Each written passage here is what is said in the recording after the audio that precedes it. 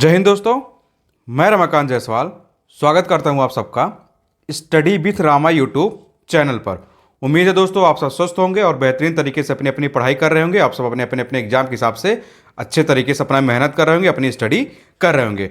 हम सब दोस्तों क्या पढ़ रहे हैं? इंडियन पॉलिटी यानी भारतीय राज व्यवस्था को पढ़ रहे हैं। और हमने अपने पिछले वीडियो में दोस्तों जो फंडामेंटल राइट्स के बारे में जो कुछ होता है, 6 तरह के फंडामेंटल राइट्स होते हैं, उसके बारे में दोस्तों हमने चीज़ें पढ़ लिया था। आज उसी को हम विस्तार से पढ़ने वाले हैं कि एक एक में क्या क्या बातें की गई है। उसी के अंतर्गत जो है दोस्तों आदि का था अनुच्छेद 21 यानी आर्टिकल 21। इससे हर एक एग्जाम में बहुत बड़ी मात्रा में क्वेश्चन पूछा जाता है। तो आज हम अनुच्छेद 21 को दोस्तों आर्टिकल 21 को बहुत ही विस्तार तरीके से यानी अच्छे से पढ़ने वाले हैं, ताकि इससे अगर किसी भी तरह से क्वेश्चन आपसे पूछा जाए किसी भी रूप में तो आप सबसे गलती ना हो। तो जो दोस्त चैनल से अभी जुड़े होंगे वो लोग क्या करेंगे दोस्तों, आप सब वीडियो को एक सीक्वेंस यानी एक क्रम से देखने की कोशिश करें। दोस्तों आप सब जानते हैं इंडियन पॉलिटी यानी भारतीय राज व्यवस्था और मॉडर्न इंडिया यानी आधुनिक भारत यानी हिस्ट्री का जो दोस्तों प्लेलिस्ट बने हुआ है मॉडर्न हिस्ट्री का और इंडियन पॉलिटी का। तो आप सब जाके दोस्तों क्या करेंगे, वीडियो को एक सीक्वेंस से एक क्रम से चीज़ों को देखने की कोशिश करें, ताकि आप चीज़ों को क्या कर पाएं, कोरिलेट कर पाएं और चीज़ों को इंटरलिंक कर पाएं। और जो लोग दोस्तों नियमित क्लास को देख रहे हैं वो लोग क्या करेंगे दोस्तों, अपने अपने हिसाब से दोस्तों क्या करेंगे, अपना प्रैक्टिस करते रहेंगे, अपना रिवीजन करते रहेंगे, ताकि आप जब एग्जाम आपको करीब आए तो आपको बर्डन महसूस ना हो। तो आप सब बहुत ध्यान से वीडियो को देखते हुए रहिए और चीज़ों को नोट डाउन भी करते चले, क्योंकि आप सब जानते हैं दोस्तों आपके हर एक एग्जाम के लिए दोस्तों यह इंडियन पॉलिटी जो है वो लगभग लाभदायक है। तो हम आज दोस्तों इसी में क्या पढ़ने वाले हैं, आज हम अनुच्छेद 21 यानी आर्टिकल 21 को बहुत ही विस्तार से और बहुत ही अच्छे से पढ़ने वाले, क्योंकि इससे क्वेश्चन क्या होता है बहुत ही बड़ी मात्रा में पूछा जाता है। तो आप देखें दोस्तों किस तरह से क्वेश्चन पूछा जाता है, ताकि आपसे एग्जाम में गलती ना हो। तो आप सब दोस्त अब वीडियो को बहुत ही ध्यान से देखेंगे और बहुत ही ध्यान से चीज़ों को नोट डाउन भी करते चलेंगे। तो हम देखते हैं दोस्तों अनुच्छेद 21 जो है यानी आर्टिकल 21 है। सबसे पहले हम बात करते हैं अनुच्छेद 21 में क्या प्रावधान दिया गया यानी क्या बातें की गई है, तो आप उसको भी देख लीजिए। देखिए अनुच्छेद 21 की हम बात करें दोस्तों तो यह क्या कहता है, किसी व्यक्ति को उसके प्राण या दैहिक स्वतंत्रता से विधि द्वारा स्थापित प्रक्रिया के अनुसार वंचित किया जाएगा, अन्यथा नहीं किया जाएगा। यानी अनुच्छेद 21 जो है दोस्तों यानी आर्टिकल 21 जो है आर्टिकल ये क्या है, एक मूल अधिकार यानी फंडामेंटल राइट्स के अंतर्गत आता है। आप सबने पिछले वीडियो में दोस्तों इसके बारे में पढ़ा था कि मूल अधिकार यानी फंडामेंटल राइट्स के अंतर्गत क्या आता है। तो जो अनुच्छेद 21 है आर्टिकल 21 है, इसमें क्या बातें की गई, इसमें देखिए क्या कही गई है। एक शब्द भी आप ध्यान रखिए, क्योंकि एग्जाम इसी तरीके कीवर्ड दे देगा, थोड़ा सा अदल बदल देगा और आपसे गलती हो जाएगी। तो देखिए क्या कहता है कि किसी व्यक्ति को यानी किसी भी व्यक्ति को उसके प्राण या दैहिक स्वतंत्रता से विधि द्वारा स्थापित प्रक्रिया के अनुसार ही वंचित किया जाएगा, यानी अन्यथा नहीं। यानी किसी भी व्यक्ति को जो प्राण है उसके दैहिक स्वतंत्रता से किस हिसाब से वंचित किया जाएगा, यानी जो विधि द्वारा स्थापित प्रक्रिया यानी जो लॉ है उस लॉ के प्रोसेस के आधार पर ही वंचित किया जाएगा और अन्य किसी भी माध्यम से नहीं किया जाएगा। यानी अनुच्छेद 21 के बारे में आप सीधे सीधे जान लीजिए दोस्तों, यह क्या कहता है, राइट टू लाइफ यानी यह जीवन जीने के अधिकार की बात करता है। इसको दोस्तों किस तरह से और पूछा जाता है, राइट टू लाइफ। आपसे अगर पूछा जाए एग्जाम में राइट टू लाइफ क्या है यानी जीवन जीने का अधिकार किससे संबंधित है दोस्तों, तो यह संबंधित है अनुच्छेद 21 से संबंधित है। और इसको दोस्तों बृहद मात्रा में कैसे बोला जाता है, इसी आधार पर बोला जाता है कि किसी व्यक्ति को उसके प्राण या दैहिक स्वतंत्रता से विधि द्वारा स्थापित प्रक्रिया के अनुसार ही वंचित किया जाएगा, अन्यथा नहीं। इसका मतलब क्या होता है दोस्तों, राइट टू लाइफ यानी यह जीवन जीने के अधिकार की बात करता है। तो आप इसको याद रखेंगे दोस्तों, अनुच्छेद 21 किसकी बात करता है, जीवन जीने के अधिकार। अब जीवन जीने के अधिकार में बहुत सारी चीजें शामिल हो जाती हैं, और जब हमारा संविधान बना था दोस्तों, जो हमारा कॉन्स्टिट्यूशन बना था, तो उस समय बहुत सारी बातें इसके अंतर्गत नहीं की गई थी। अलग अलग समय पे सुप्रीम कोर्ट के अलग अलग जो वर्डिक्ट आते गए अलग अलग केस में, वहां से जो बातें निकलती आई गई वही बातें दोस्तों इसके अंतर्गत आगे चल के शामिल करती गई। यानी यह जो जीवन जीने का अधिकार है यह एक बृहद है, बहुत ही बड़े रूप में दोस्तों। इसकी अभी इसमें कितनी बातों को और शामिल किया जाएगा इसका कोई भी अंदाजा नहीं, क्योंकि जैसे जैसे केस आते रहते हैं सुप्रीम कोर्ट अपना क्या करती है, वर्डिक्ट देते जाती है यानी अपने फैसले देते जाती है। उस फैसले के आधार पर दोस्तों जो कुछ पॉइंट होते निकल के आते हैं, उसमें से जो पॉइंट होते हैं वह दोस्तों इस आर्टिकल के अंतर्गत यानी अनुच्छेद 21 के अंतर्गत चीज़ें शामिल करती जाती है, आगे आगे जैसे चीज़ें होती रहती हैं। तो आप इसको ऐसे याद रखेंगे, किससे संबंधित है, जीवन जीने के अधिकार से संबंधित है, यानी राइट टू लाइफ से संबंधित है। अब देखिए, इससे संबंधित कुछ क्वेश्चन और पूछे जाते हैं, इससे संबंधित कुछ वाद है, कुछ केस है, उन केस के बारे में क्या पूछा जाता है, तो आप उसके भी देख लीजिए। देखिए, एक कोर्स केस जो उसका हुआ था दोस्तों, वो था AK गोपालन बनाम मद्रास राज्य 1950 में, और एक केस हुआ था दोस्तों मेनका गांधी बनाम भारत संघ 1978 में। तो आप इसको बस इतना केवल याद रखेंगे। आपसे क्वेश्चन क्या पूछ लिया जाता है एग्जाम में कि ये जो AK गोपालन बनाम मद्रास राज्य का जो केस था 1950 का, 1950 का, या किस अनुच्छेद से संबंधित है, तो सिर्फ आप इतना याद रखिएगा दोस्तों, यह अनुच्छेद 21 यानी आर्टिकल 21 से संबंधित था। इसी तरह क्वेश्चन आपसे पूछा जाता है कि जो मेनका गांधी बनाम भारत संघ केस था 1978 का, 1978 का, या किससे संबंधित है, तो यह भी संबंधित किससे दोस्तों, यह भी संबंधित है अनुच्छेद 21 से यानी आर्टिकल 21 से। तो आप इन केस के बारे में बस ऐसे ही याद रखिएगा, और कुछ केस की जो महत्वपूर्ण बातें, उन महत्वपूर्ण बातों को भी याद रखिएगा। अब जैसे देखिएगा, ये जो मेनका गांधी केस था, उसके बाद जब ये दोनों केस हुआ 1950 1978 का, तो क्या बातें निकल के आई, तो बातें क्या निकल के आती, देखिए आता है कि प्राण एवं दैहिक स्वतंत्रता की उचित एवं न्यायपूर्ण मामले के आधार पर रोक संभव है। अभी आपने दोस्तों अनुच्छेद 21 में क्या पढ़ा था, देखिए इसमें क्या लिखा था कि किसी भी व्यक्ति को उसके प्राण या दैहिक स्वतंत्रता से विधि द्वारा स्थापित प्रक्रिया के अनुसार ही, यहां इन शब्दों पे बहुत ही गौर करिएगा कि विधि द्वारा स्थापित प्रक्रिया के अनुसार ही वंचित किया जाएगा, अन्यथा नहीं। तो यही बातें 1950 और 1978 का जो केस होता है उसमें क्या निकल कर आता है कि प्राण एवं दैहिक स्वतंत्रता की उचित एवं न्यायपूर्ण मामले पे आधार रोक संभव है। यानी जहां कुछ उचित न्यायपूर्ण मामला होगा, उन आधार पर क्या होगा दोस्तों, प्राण एवं दैहिक स्वतंत्रता को रोका जा सकता है, उन आधार पर रोका जा सकता है। और यह कौन डिसाइड करता है दोस्तों, यह उच्चतम न्यायालय जो है, माननीय उच्चतम न्यायालय सुप्रीम कोर्ट है दोस्तों, और सुप्रीम कोर्ट ये सब चीजें निर्धारित करता रहता है। हाई कोर्ट और सुप्रीम कोर्ट के जो अलग अलग फैसले आते रहते हैं, उन सबके आधार पर देखा जाता है कि कौन सी चीजें आर्टिकल 21 के आधार पर रखी जाएंगी और कौन सी बातें अनुच्छेद 21 के अंतर्गत नहीं आती है। अब इससे संबंधित दो केस और हुए, तो उन केस को भी आप याद रखिएगा, उनसे भी क्वेश्चन पूछ लिया जाता है। आप केस को सीधे सीधे याद रखेंगे कि किससे संबंधित है। तो देखिए दोस्तों, एक केस है गोविंद बनाम मध्य प्रदेश राज्य, और एक है दोस्तों खड़ग सिंह बनाम उत्तर प्रदेश राज्य। तो यह भी केस किससे संबंधित है दोस्तों, यह भी दोस्त डायरेक्ट और इनडायरेक्ट रूप से अनुच्छेद 21 से संबंधित है। तो आप याद रखेंगे दोस्तों, गोविंद बनाम जो मध्य प्रदेश राज्य का केस था, और खड़ग सिंह बनाम जो उत्तर प्रदेश राज्य का केस था, यह भी दोनों केस किससे संबंधित है, तो यह भी किससे संबंधित है, अनुच्छेद 21 से संबंधित है, यानी आर्टिकल 21 से ही संबंधित है। तो आप इन केस के बारे में, यानी AK गोपालन बनाम मद्रास राज्य वाला केस भी याद रखेंगे, मेनका गांधी बनाम भारत संघ वाला केस भी याद रखेंगे, और गोविंद बनाम मध्य प्रदेश राज्य और खड़ग सिंह बनाम उत्तर प्रदेश राज्य। तो आप सीधे सीधे सिर्फ केस का नाम याद रखेंगे, क्योंकि जब एग्जाम में क्वेश्चन आता है तो क्वेश्चन में पूछ लिया जाता है कि यह केस किससे संबंधित है, किस अनुच्छेद से संबंधित है। तो आप याद रखेंगे अनुच्छेद 21 से संबंधित है। अब आप देखेंगे, जब गोविंद बनाम मध्य प्रदेश राज्य और खड़ग सिंह बनाम उत्तर प्रदेश राज्य में क्या बातें निकल के आती है। देखिए, एक अनुच्छेद आपने देखा होगा दोस्तों, अनुच्छेद 19, अभी आप इसके बारे में आगे पढ़ने वाले भी हैं। Article 19 clause 1 sub clause D, उसमें क्या बातें हैं, उसमें है कि भारत के राज्य क्षेत्र में सर्वत्र अबाध संचरण का अधिकार को अनुच्छेद 21 से मिलाकर पढ़ने पर एकांतता का अधिकार प्राप्त होता है, यानी राइट टू प्राइवेसी का अधिकार प्राप्त होता है। अब आप देख रहे हैं ना, यहां शब्द निकल के आ गया राइट टू प्राइवेसी, यानी राइट टू प्राइवेसी का मतलब क्या होता है, एकांतता का अधिकार। इसी को बोल दिया जाता है दोस्तों निजता का अधिकार। तो आप याद रखेंगे दोस्तों, राइट टू प्राइवेसी को क्या बोला जाता है, निजता का अधिकार। अब जब संविधान बना था तो ये सब चीजें उसमें शामिल नहीं थी, सिर्फ अनुच्छेद शामिल था। अभी जब सुप्रीम कोर्ट के अलग अलग जो केस हो रहे हैं, जो फैसले निकल हो रहे हैं, उन सब में ये सब बातें निकल के आ रही हैं कि ये राइट टू प्राइवेसी, यानी आजकल देख रहे हैं प्राइवेसी का मुद्दा बहुत उठा है, क्योंकि अब समय दोस्तों किसका है, सोशल मीडिया का है। एक समय था जब सोशल मीडिया इतना प्रभावित नहीं था। आज आप सब देख रहे हैं सोशल मीडिया के अलग अलग प्लेटफॉर्म है, फेसबुक है, व्हाट्सएप है, टेलीग्राम है, बहुत सारे सोशल मीडिया के प्लेटफॉर्म हो गए, यूट्यूब है, आप सब देख रहे हैं।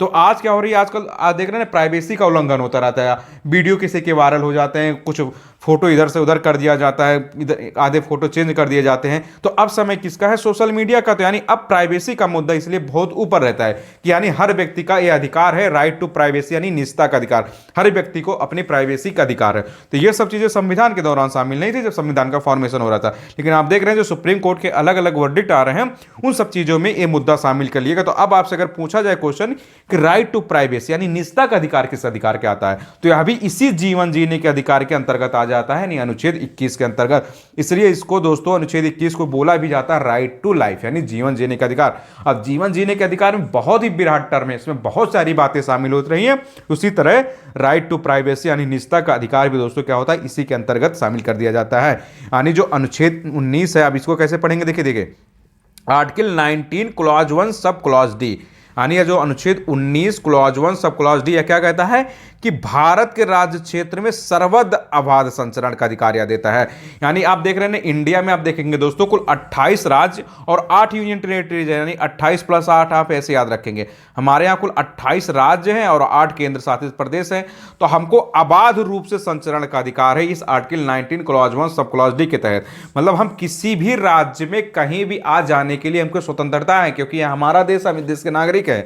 हमें इस देश के किसी भी राज्य में किसी भी स्थान पर आने जाने के लिए अबाध रूप से संचरण यानी अबाध रूप से मूवमेंट का अधिकार का मतलब बिना किसी रोक टोक के हम कहीं भी आ जा सकते हैं। तो इस आर्टिकल 19 क्लॉज 1 और सब क्लॉज डी के अंतर्गत और जो आर्टिकल 21 है, इन दोनों को अगर हम मिला के पढ़ें दोस्तों तो इसी से क्या निकल के आता है, राइट टू प्राइवेसी। क्योंकि हम कहीं भी जा रहे हैं, हमारी प्राइवेसी है, हमारा निजता है, हमारा व्यक्तिगत मामला है कि हम कहां जा रहे हैं, कहां आ रहे हैं, किस स्थान पे जा रहे हैं, किस स्थान पे नहीं जा रहे हैं। इससे किसी भी दूसरे व्यक्ति का लेना देना नहीं होता, क्योंकि ये सब अपने हर एक व्यक्ति का अपने पर्सनल राइट्स है कि हम कहां मूवमेंट कर रहे हैं, कहां मूवमेंट नहीं कर रहे हैं। तो आप article 19 clause 1 sub clause D को भी याद रखेंगे और अनुच्छेद जो 21 है यानी आर्टिकल जो 21 है, आप इसको भी अच्छे से याद रखेंगे कि ये इसका कहना मतलब क्या है। तो यानी इस राइट टू प्राइवेसी जो है दोस्तों, या राइट टू प्राइवेसी जो है वो राइट टू लाइफ के अंतर्गत ही आ जाता है। तो आप इन बेसिक चीजों को सबसे पहले याद रखें, क्योंकि जो अनुच्छेद 21 है यह बहुत ही बड़ा टॉपिक और हर एक एग्जाम में अनुच्छेद 21 से क्वेश्चन आते ही आते रहते हैं, क्योंकि ये बृहद टॉपिक सब, इसमें कोई छोटी सी बातें तो की नहीं गई है। तो आपको अलग अलग समय जो सुप्रीम कोर्ट के केस आते रहते हैं, इसलिए आपको करंट अफेयर्स पढ़ने के लिए बोला जाता है। तो आप जो सुप्रीम कोर्ट के महत्वपूर्ण फैसले आते हैं तो उन सब फैसलों से सारी बातें निकल के आती हैं। तो आपको इतना चीजें तो उम्मीद है कि समझ में आ गया हो कि अभी तक की अनुच्छेद 21 में क्या क्या चीजें आती हैं। अभी और बहुत सारे इसमें प्रावधान शामिल, तो आप उसको भी देखने वाले हैं कि अनुच्छेद 21 के अंतर्गत क्या क्या आता है। आप सब जानते हैं दोस्तों, हमारे जो वीडियो लेक्चर है सभी एग्जाम के लिए इंपॉर्टेंट है, फॉर ऑल एग्जाम। आप किसी भी कॉम्पिटेटिव एग्जाम की तैयारी कर रहे हो या हर एक एग्जाम के लिए यूजफुल है, चाहे आप रेलवे की कर रहे हो, बैंकिंग की कर रहे हो, एसएससी की कर रहे हो, या वनडे के किसी भी एग्जाम की प्रिपरेशन कर रहे हो, आप यूपीपीसीएस की कर रहे हो, सहायक समीक्षा अधिकारी या समीक्षा अधिकारी, आरओ की तैयारी कर रहे हो, टेट सीटेट टीचिंग से रिलेटेड जिस भी एग्जाम में दोस्तों इंडियन पॉलिटी यानी भारतीय राज्य व्यवस्था से संबंधित क्वेश्चन पूछा जाता है, तो उस हर एक एग्जाम के लिए वीडियो लेक्चर इंपॉर्टेंट है। तो आप बहुत ध्यान से वीडियो को देखते भी रहें और बहुत अच्छे से चीज़ों को नोट डाउन भी करते चले। अब हम देखते हैं दोस्तों इस अनुच्छेद 21 यानी आर्टिकल 21 के अंतर्गत और क्या कौन सी बातें निकल के आती हैं या किस तरह से क्वेश्चन बन सकता है, तो आप उसको भी देख लीजिए इस अनुच्छेद 21 के अंतर्गत और क्या क्या बातें निकल के आती है। तो देखिए अब अनुच्छेद 21 के अंतर्गत और क्या क्या अधिकार शामिल है, तो देखिए एक क्या आ जाता है दोस्तों, देखिए जीवन साथी चुनने का अधिकार अनुच्छेद 19 व अनुच्छेद 21 के तहत, दोनों के तहत हमको मिला है। आप सब जानते हैं दोस्तों, हमें अपने हिसाब से अपने लाइफ पार्टनर को चुनने का अधिकार है। यानी जीवन साथी का मतलब दोस्तों क्या होता है, लाइफ पार्टनर। अब लाइफ पार्टनर का मतलब है दोस्तों कि हर व्यक्ति अपने हिसाब से तो हमें क्या दोस्तों लाइफ पार्टनर चुनने का अधिकार है। वो किस अधिकार के तहत है, किस अनुच्छेद के तहत रहता है, तो वो अनुच्छेद 19 और अनुच्छेद 21 यानी आर्टिकल 19 जो है और आर्टिकल जो 21 है, यह दोनों दोस्तों हमें क्या कहता है कि हमें लाइफ पार्टनर यानी जीवन साथी चुनने का अधिकार है। मतलब कोई भी व्यक्ति चाहे वो फीमेल हो या मेल हो, उसको अपने हिसाब से अपना चुनने का अधिकार है। मतलब एक व्यक्ति अपनी वाइफ को डिसाइड कर सकता है कि कौन हो सकती है, इसी तरह एक जो दोस्तों एक फीमेल है वह अपने हस्बैंड को डिसाइड कर सकती है कि उसका कौन हो सकता है। मतलब हर एक व्यक्ति को चाहे वो मेल हो या फीमेल हो, उसको अपना जीवन साथी यानी लाइफ पार्टनर चुनने का अधिकार है। किस अधिकार के अंतर्गत है, वह अनुच्छेद 19 और 21 के तहत हमको यह मूल अधिकार मिला हुआ, यानी हमारा फंडामेंटल राइट्स है कि हम अपने हिसाब से हम जिससे भी चाहे शादी कर सकते हैं, जिससे चाहे हम शादी नहीं कर सकते। यहाँ जात पात धर्म से कोई लेना देना नहीं है, क्योंकि यह हमारा क्या दोस्तों, यह हमारा फंडामेंटल राइट्स है, हमारा मूल अधिकार है। तो आप याद रखेंगे दोस्तों, क्वेश्चन एग्जाम में क्या आता है कि जीवन साथी यानी राइट टू लाइफ पार्टनर चुनने का अधिकार किसके अंतर्गत आता है। तो जीवन साथी चुनने का अधिकार दोस्तों अनुच्छेद 19 और 21 यानी आर्टिकल 19 और 21 दोनों के ही साथ आता है। तो एग्जाम में अगर अनुच्छेद 21 आता है तो आप केवल यही नहीं देखेंगे कि अनुच्छेद 21 के अंदर निजता, अनुच्छेद 21 के अंतर्गत ही दोस्तों क्या जाता है, हमें लाइफ पार्टनर भी चुनने का अधिकार दिया गया है। और क्या बात इसके अंतर्गत आती है, इसके अंतर्गत और क्या आती है दोस्तों, देखिए गरिमापूर्ण जीवन जीने के अधिकार में गरिमापूर्ण ढंग से मृत्यु का अधिकार भी शामिल है। यह कब बात निकल के आती है, गैर सरकारी संगठन दोस्तों कॉमन कॉज, उसकी याचिका जो लगी थी उस सुप्रीम कोर्ट में, उसमें यह डिसीजन आता है यानी आप पहले सबसे पहले यही याद रखेंगे कि हमें क्या दोस्तों, गरिमापूर्ण जीवन जीने के अधिकार में दोस्तों क्या है, गरिमापूर्ण ढंग से मृत्यु का भी अधिकार शामिल है। यानी जो राइट टू लाइफ है, हमने आपको पहले ही बताया दोस्तों, जो राइट टू लाइफ है ये एक बृहद टर्म है, यानी एक बृहद रूप से इसमें है कि जैसे किसी व्यक्ति को गरिमापूर्ण जीवन जीने का अधिकार भी है, तो गरिमापूर्ण रूप से दोस्तों उसकी मृत्यु का अधिकार है। मतलब हम सम्मान पूर्वक जिंदगी भी जीने का हमको अधिकार है, और उसी तरह दोस्तों हमें सम्मान पूर्वक मरने का भी अधिकार है। और यह बातें कब निकल के आती है, तो एक गैर सरकारी संगठन दोस्तों वो कहता है कॉमन कॉज। गैर सरकारी संगठन मतलब होता है दोस्तों नॉन गवर्नमेंटल ऑर्गेनाइजेशन, मतलब यह गैर सरकारी था, मतलब इसका सरकार से लेना देना नहीं था। तो इसकी जो याचिका लगी थी सुप्रीम कोर्ट में, उस सुप्रीम कोर्ट तब इस पर डिसीजन देता है कि हर व्यक्ति को गरिमापूर्ण रूप से जीवन जीने का अधिकार भी दिया गया है, उसी तरह दोस्तों उसको गरिमापूर्ण ढंग से क्या है, मृत्यु का भी अधिकार है। तो आप देख रहे हैं दोस्तों अनुच्छेद 21 के अंतर्गत यानी आर्टिकल 21 के अंतर्गत कितनी सारी बातें निकल के आ रही हैं। आपको लाइफ पार्टनर भी चुनने का अधिकार है, गरिमापूर्ण रूप से जीने का भी अधिकार है, गरिमापूर्ण रूप से आपको मरने का भी अधिकार है, और गरिमापूर्ण रूप से मतलब आप लाइफ पार्टनर भी चुनने का अधिकार है, यानी जीवन साथी चुनने का भी अधिकार है। और इसी में अंतर दोस्तों कि राइट टू प्राइवेसी यानी निजता का भी अधिकार है। अब आप देखते हैं दोस्तों इसके अंतर्गत और क्या क्या बातें आती हैं।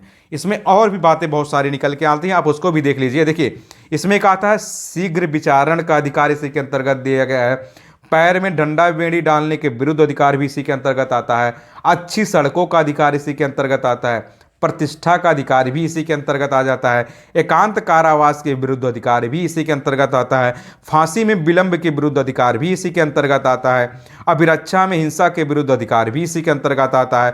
और कार्यस्थल पर महिलाओं के लैंगिक उत्पीड़न के विरुद्ध भी अधिकार दोस्तों किसके अंतर्गत आता है, वह अनुच्छेद 21 के अंतर्गत ही आता है। यानी आर्टिकल 21 के अंतर्गत क्या आता है दोस्तों, शीघ्र विचारण का अधिकार आता है। मतलब हर व्यक्ति को अधिकार है कि उस जैसे कोई केस होता है, कोर्ट में चला गया, कोई फैसला होता है, तो हर व्यक्ति को यह अधिकार मिला है कि उसको उचित समय पर क्या हो, न्याय दिया जाए। यानी हर एक व्यक्ति के लिए, कोई भी व्यक्ति हो, वह हिंदू हो, मुस्लिम हो, सिख हो, ईसाई हो, अगर वो भारतीय नागरिक है, तो हर व्यक्ति को दोस्तों यह फंडामेंटल राइट्स है कि उसको सही समय पर, उचित समय पर क्या हो, न्याय मिले, उचित समय पर दोस्तों उसको सब कुछ मिले। तो शीघ्र विचारण का भी दोस्तों क्या दिया गया, सबको अधिकार दिया गया। और क्या आता है 21 के अंतर्गत, पैर में डंडा बेड़ी डालने के विरुद्ध अधिकार। मतलब आप किसी व्यक्ति से होता ना, तो पहले आप देखते थे दोस्तों कि पहले लोगों को बांध लिया जाता था, बांध के कुछ लोग मारते थे, पैर में कड़ी लगा देते थे, रस्सी से बांध देते थे। तो इसके विरुद्ध भी अधिकार दोस्तों अनुच्छेद 21 के अंतर्गत है कि कोई व्यक्ति ऐसा नहीं कर सकता। अगर कोई व्यक्ति आपके प्रति गलत काम करता है तो उसके लिए कानून है, पुलिस है, आप पुलिस के पास जाइए, जिस तरह से कानून में प्रावधान होंगे उस तरह से उसको सजा दिया जाएगा। अब आपको यह अधिकार नहीं कि आप किसी व्यक्ति को पैर में डंडा बेड़ी डालें, यानी उसको आप यातना दें, यानी आप उसके ऊपर कठोर कारावास करिए, आपका अधिकार नहीं है। या केस बनता है, आप पुलिस के पास जाइए, कोर्ट में जाइए, वहां से आप कर सकते हैं। तो इसका मतलब यही होता है कि पैर में डंडा बेड़ी डालने के विरुद्ध अधिकार किसके अंतर्गत आता है, वह भी अनुच्छेद 21 के अंतर्गत है। इसी तरह दोस्तों हमको अच्छी सड़कों का भी अधिकार, क्योंकि अगर हमको गरिमापूर्ण जीवन जीने का अधिकार दिया गया है, तो गरिमापूर्ण जीवन जीने का मतलब क्या होता है कि मतलब हमको सब कुछ अच्छे तरीके से, मतलब अच्छी सड़क हो, पानी पीने के अच्छे रूप से हो, अच्छे रूप से संसाधन हो। तो अच्छी सड़कों का मतलब ये, अब एग्जाम में कहीं क्वेश्चन आप आ जाए कि आप कहेंगे कि हमें अच्छे रूप से अच्छे स्वास्थ्य का अधिकार है, तो यह किस में आएगा, अच्छी सड़क का मतलब क्या हुआ है, तो हमने कहीं पढ़ा नहीं था। तो ये अच्छी सड़क का मतलब आप इनडायरेक्टली इसको इससे समझ लीजिए कि गरिमापूर्ण जीवन जीने के अधिकार के अंतर्गत आता है। तो जब आप गरिमापूर्ण जीवन जीने की बातें को समझेंगे, तो गरिमापूर्ण आप खुद ही सोचिए, अगर आप एक अच्छी लाइफ जीना चाहते हैं तो अच्छी लाइफ का मतलब क्या होता है। अब हर व्यक्ति चाहता है कि वो अच्छा जीवन जिए, तो अच्छा जीवन का मतलब क्या होता है कि हमें अच्छे से हम खाना खाएं, अच्छे से हमारे पास घर हो, अच्छी तरह से सड़कें हो, अच्छी तरह से न्याय व्यवस्था हो, मतलब समाज में जो कुछ चीज़ें अच्छी तरह से हो सकती हैं वो सब अच्छी चीज़ें होती हैं। इसी तरह दोस्तों जो अच्छी सड़कों का अधिकार है उसी के तरह के अंतर्गत आ जाता है। इसी तरह जो प्रतिष्ठा का अधिकार है, हर व्यक्ति चाहता है कि हमें सम्मानजनक निगाह से, तो कहा भी जाता है अगर आप किसी के प्रति सम्मान करेंगे तो अभी आपके प्रति सम्मान करेगा, अगर आप किसी के प्रति सम्मान नहीं करेंगे तो अभी आपके प्रति सम्मान नहीं करेगा। इसी तरह दोस्तों जो प्रतिष्ठा का अधिकार है, तो प्रतिष्ठा का भी अधिकार किसके अंतर्गत आ जाता है, वह अनुच्छेद 21 के अंतर्गत आ जाता है। और एकांत कारावास के विरुद्ध अधिकार भी दोस्तों अनुच्छेद 21 के अंतर्गत होता है। अब आप देखते हैं जैसे मान लीजिए कुछ लोग मारपीट कर रहे हैं, 5 लोगों ने आपस में मारपीट किया, अब उनको ले जाके जेल में बंद कर दिया गया। अब ऐसा नहीं किया जाएगा कि उन 5 में से क्या होगा दोस्तों, 4 को एक साथ रख दिया जाए और 1 को एक साथ रख दिया जाए। ये कुछ विशेष कंडीशन होती है, स्पेशल कंडीशन में होता है कि आपको एकांत कारावास दिया जा सकता है। उसके लिए अलग प्रावधान है, वो आईपीसी सीआरपीसी आप पढ़ेंगे तो उसमें आप समझेंगे कि एकांत कारावास का कुछ स्पेशल कंडीशन होती है, कुछ विशेष स्थिति होती है, उस स्थिति में आपको एकांत कारावास का प्रावधान किया गया है। लेकिन ऐसे ही एकांत कारावास के विरुद्ध आपको अधिकार दिया गया, मतलब ऐसे जैसे मान लीजिए आपने 5 दोस्तों ने मिलकर लड़ाई किया, उसमें समान रूप से सब दोस्ती है, तो इसका मतलब ये नहीं हो कि 4 को एक साथ रख दिया जाए, एक को एक अलग जेल में बंद कर दिया गया जहाँ केवल उस प्रकाश आ रहा हो और कुछ ना हो, सांस लेने के लिए आप प्रकाश आ रहा है, बस आप पड़े हैं उस कमरे में। तो इस तरह नहीं, क्योंकि सबके लिए एक, आप पांचों समान रूप से दोषी थे तो पांचों को भी समान रूप से ही सजा मिलनी चाहिए। हाँ, स्पेशल कंडीशन है, क्यों पांचों में से एक पूरा तरफ से मतलब उतारी उन चारों के खिलाफ, तब आपको स्पेशल कंडीशन बन जाती है कि आपके लिए एकांत कारावास की व्यवस्था की जाए। नहीं तो ऐसे समान रूप से क्या दोस्तों, सबके लिए एकांत कारावास के विरुद्ध अधिकार दिया गया है। और इसी तरह दोस्तों फांसी में जो विलंब का अधिकार होता है वह भी अनुच्छेद 21 के अंतर्गत आता है। जैसे मान लीजिए अब किसी व्यक्ति को फांसी देना, मान लीजिए उसके लिए फरवरी 2023 डिसाइड है, अब फरवरी में क्या दोस्तों, मान लीजिए 19 फरवरी, अब किसी व्यक्ति को 19 फरवरी 2023 डिसाइड है कि आज इसको फांसी देना ही देना है। अब मान लीजिए फांसी पोस्टपोन्ड हो जाए या 24 में चला जाए, 25 में चला जाए, 26 में, मतलब पोस्टपोन्ड ही हो रहा है। अब आप जबकि वह व्यक्ति जानता है कि उसको अब इस सजा से माफी नहीं मिलने वाली, मतलब उसने इस हद से इस तरह का मतलब किया था, इस तरह से उसने हरकतें की थी कि उसके लिए माफी का कोई प्रावधान ही नहीं बचा है, मतलब उसके लिए सिर्फ एक ही सजा है, उसको फांसी देनी है तो फांसी देनी है। तो जब फांसी देनी है तो उसके लिए अब डेट डिसाइड हो गया, कोर्ट ने आदेश दिया कि 19 फरवरी को 2023 को उसको फांसी दे दी जाए। लेकिन क्या होता है, इसमें डिले होता रहता है, डिले होता रहता है। तो इस तरह से भी उसको अधिकार दिया, क्योंकि उस व्यक्ति को यह मालूम है कि उसके लिए अब कोई रास्ता नहीं बचा है, उसको सिर्फ फांसी मिलनी है। तो अगर बार बार इसमें विलंब किया जा रहा है दोस्तों, तो यह भी उसके अधिकार के विरुद्ध जा रहा है, क्योंकि वह भी उसका, अभी आपने पढ़ा ना कि गरिमापूर्ण रूप से जीना है तो गरिमापूर्ण रूप से मरना है। अब उसके लिए जब सजा डिसाइड हो गई है तो उसको फिर फांसी पे जाना है। जब वो व्यक्ति खुद एक्सेप्ट कर रहा है तो वह उसके लिए है, क्योंकि उसको कोर्ट के तरह सजा भी दी जा चुकी है। तो जब इस तरह की विलंब होती है तो उसके विरुद्ध उसको अधिकार दिया है। अब दोस्तों अभिरक्षा में हिंसा के विरुद्ध भी अधिकार दिया गया। आप सब सुनते हैं दोस्तों सेल्फ डिफेंस, कहते हैं ना, कुछ लोगों ने सेल्फ डिफेंस में कदम उठा लिया। अब सेल्फ डिफेंस मतलब आत्मरक्षा जो होता है, अब आत्मरक्षा में कुछ लोग इसका गलत फायदा भी उठा लेते हैं, तो आपको वहां नहीं जाना। लेकिन आपको सेल्फ डिफेंस मिला हुआ, आप आत्मरक्षा मिला हुआ कि अगर आपको कोई व्यक्ति बंदूक से या चाकू लेके मारने है जा रहा, आपको मालूम है कि वो आपको समझाने से नहीं रुकने वाला, वो आपकी जान ले सकता है, तो आप सेल्फ डिफेंस में आप कदम उठा सकते हैं, आप उसको किसी तरह से रोक सकते हैं, आप सेल्फ डिफेंस में आप भी मतलब वार कर सकते हैं पलट के। लेकिन इसका मतलब ये नहीं कि आप इसका फायदा उठाएं। तो इस तरह के जो अधिकार है वह भी दोस्तों किसके अंतर्गत आता है, वह अनुच्छेद 21 के अंतर्गत ही आता है। और जो कार्यस्थल पर दोस्तों महिलाओं के लैंगिक उत्पीड़न होता है उसके भी विरुद्ध अधिकार दोस्तों कहां दिया गया है, अनुच्छेद 21 में। कार्यस्थल का मतलब होता है दोस्तों वर्क प्लेस। जैसे आप जानते हैं, मान लीजिए कोई कंपनी है, उस कंपनी में महिलाएं भी काम कर रही हैं, पुरुष भी काम कर रहे हैं, यानी फीमेल भी है अब मेल भी है। और सब जानते हैं दोस्तों क्या होता है, अक्सर फीमेल का क्या होता है, उत्पीड़न होता रहता है। तो इस तरह जो चीज़ें होती रहती हैं तो उसमें महिलाओं को भी अधिकार है दोस्तों कि जो उनका वर्क प्लेस पे, अब वर्क प्लेस पे कई तरह के उत्पीड़न हो सकते हैं, शारीरिक भी हो सकता है, मानसिक। देखिए शोषण दो तरीके से होता है, एक आपका फिजिकल भी होता है, एक मेंटल भी होता है, यानी एक शारीरिक भी होता है, एक मानसिक भी होता है।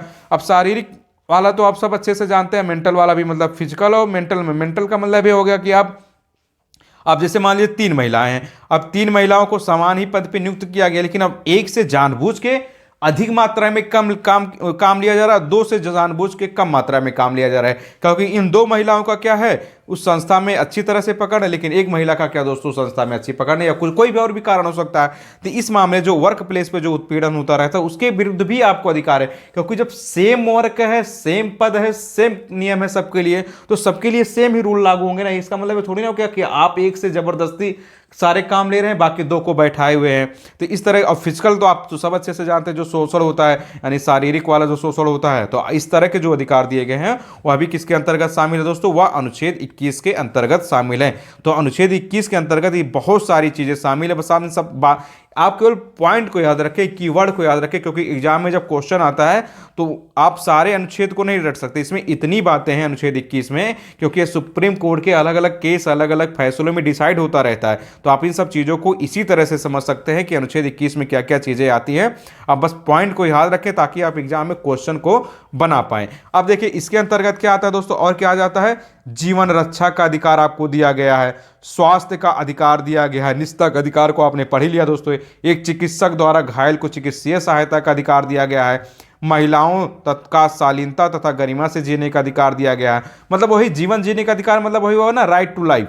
अभी हमने आपको इसको विस्तार से बता ही दिया है कि जीवन जीने का अधिकार मतलब राइट टू लाइफ अनुच्छेद 21 के अंतर्गत है। और स्वास्थ्य का अधिकार भी दोस्तों किसमें, गरिमापूर्ण जीवन में ही आ जाता है, क्योंकि हमें अच्छा स्वास्थ्य चाहिए, हमें अच्छा खाना चाहिए, गरिमापूर्ण जीवन की जो बेसिक चीजें होती हैं वह भी इसी के अंतर्गत आ जाता है। और एक चिकित्सक के द्वारा घायल को चिकित्सीय सहायता, मतलब आप जानते हैं दोस्तों कभी किसी का जो एक्सीडेंट हो जाता है, जैसे मान लीजिए रोड एक्सीडेंट हो जाता है, अब रोड एक्सीडेंट में व्यक्ति तो अकेला हो तो उसका तो एक्सीडेंट हो चुका, अचेत अवस्था में है, तो उसको भी दोस्तों क्या मिले, चिकित्सीय सहायता मिले, क्योंकि उसका एक्सीडेंट हुआ, वो अचेत अवस्था में, मान लीजिए उसको पुलिस लेके गई या कोई व्यक्ति उसको लेके गया, किसी भी हॉस्पिटल में लेके गया, तो सबसे पहले उसको इलाज किया जाए, मतलब उसकी चिकित्सीय सहायता हो, बाकी बातें बाद में देखी जाएंगी कि क्या प्रोसेस हुई थी, क्योंकि अभी वह व्यक्ति घायल अवस्था में। तो इसका भी जो अधिकार दिया गया दोस्तों हमें किसमें दिया गया है, वह अनुच्छेद 21 के अंतर्गत दिया गया। बाकी जो महिलाओं और पुरुषों दोनों को दोस्तों समान रूप से गरिमापूर्ण जीवन जीने का अधिकार है, और गरिमापूर्ण जीवन में मेल और फीमेल दोनों के लिए सेम कंडीशन अप्लाई होता है। तो ये सब चीजें किसके अंतर्गत शामिल हो जाती है, अनुच्छेद 21 के अंतर्गत शामिल हो जाती है। इसी तरह दोस्तों जब स्वच्छ पर्यावरण पे आजकल जानते हैं ना, इन्वायरमेंट का मुद्दा बहुत चल रहा है, आज का जो समय है वह इन्वायरमेंट पे बहुत फोकस हो गया। इन्वायरमेंट मतलब पर्यावरण।